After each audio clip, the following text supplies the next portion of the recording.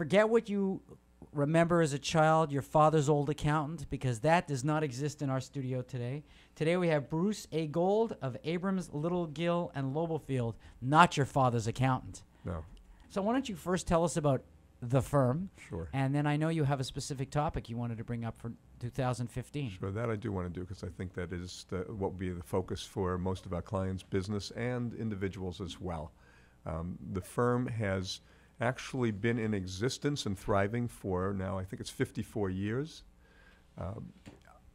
I joined them just 4 years ago after 30 years in my own practice with another partner or two, and when they retired and I found myself trying to look at the future, I said, this is no way to conduct a professional practice. I'm just not comfortable doing that in a sole proprietor type of a mode. I think that it's too intense, too much detail. You need somebody that you can bounce things off and look over your shoulder on a day-to-day basis.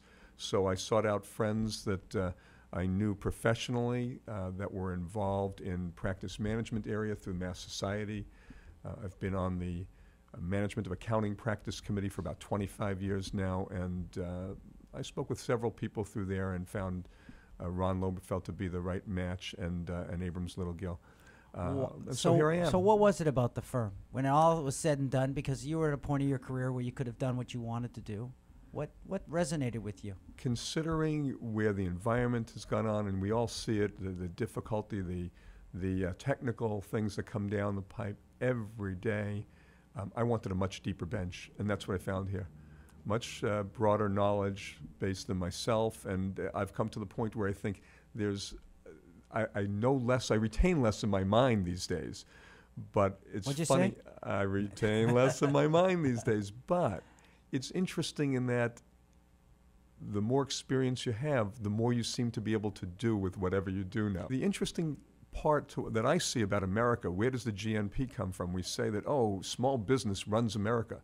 Unfortunately, I think it's because we make a lot of money, all of us service providers, the sign providers, the realtors, when businesses start up, and when a year or two later they go out of business. You need cycles, right? You need an up or a down motion. But those cycles shouldn't be so close together, and they won't be if you take the approach of being a business person and not a shopkeeper. So there was a specific topic also you wanted to bring up that's been active in your firm. That I did, and I think it doesn't matter almost what business you're in. I do a lot of work in both life science and manufacturing. In the firm, we do a lot of real estate and medical practice.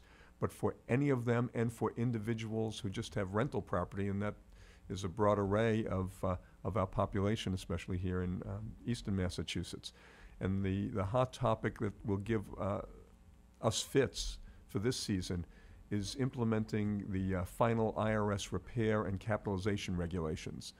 And basically what's gone on, it's really a major opportunity for anybody that has real estate.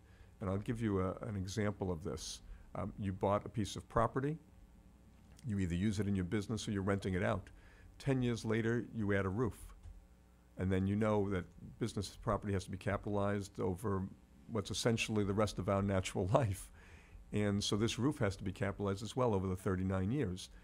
And the question is, didn't the original building have a roof, and wasn't this replacing it? And until these final repair and capitalization regulations, there was no way to say, okay, I'm taking that replacement, the roof that was replaced, and I'm just writing that off. I don't have to continue depreciating that for another 20 years. Right. So that's a tremendous amount of opportunity to just take a big deduction, no longer dripping it out over the time period because it's been replaced.